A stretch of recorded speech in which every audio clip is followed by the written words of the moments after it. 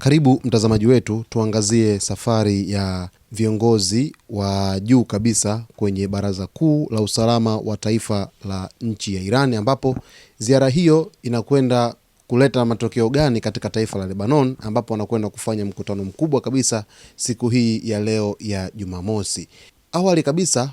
kuna taarifa zinazoeleza kwamba siku za hivi karibuni taifa la Israel limepanga kuvamia katika nchi ya Lebanon kwenye makao makuu ya wanamgambo wa Hezbollah, ambao kwa muda mrefu wamekuwa ni tishio kwa taifa la Israel. Na hata kipindi kile ambacho vita vya Gaza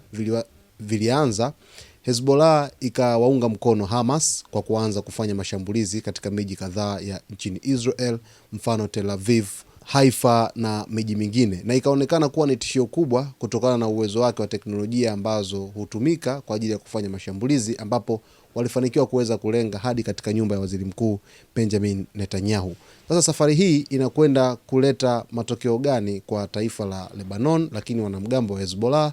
pamoja na taifa la Iran? Tunafahamu kwamba Hezbollah ni mshirika mkubwa kabisa wa taifa la Iran, na hapo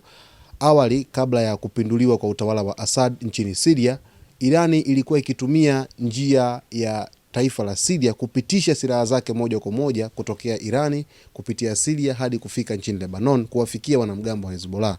Hapa wanakwenda kujadili mikakati ya kiusalama katika Mashariki ya Kati kwa ujumla, lakini ni kwa jinsi gani wanakwenda kupeleka mkumu kwa Hezbollah na mapambano dhidi ya Israel, kwamba kuweza kuzungumza ni kwa jinsi gani ambavyo wataweza kutoa msaada katika nyakati za hapo baadaye. Huku kukiwa kuna tishio kubwa la waziri mkuu Benjamin Netanyahu akitishia kwamba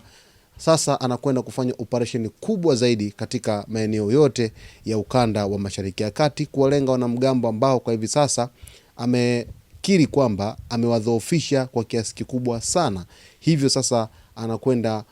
kuendeleza operesheni zake. Sasa taifa la Iran ikiwa tayari wamekusha sikia hayo ya Netanyahu, wanakwenda sasa kujiimarisha zaidi kupitia proxies zake katika ukanda wa Mashariki ya Kati, wakianza nchini Lebanoni na wanamgambo wa Hezbollah. Kuna mengi mtazamaji tutakwenda kukujuza siku hii ya leo. Kaa karibu nasi ili uweze kufahamu nini ambacho kitajadiliwa katika mkutano huu mkubwa kabisa wa viongozi wa Irani kwenye upande wa Baraza la Usalama la taifa hilo pamoja na viongozi wa Hezbollah nchini Lebanon.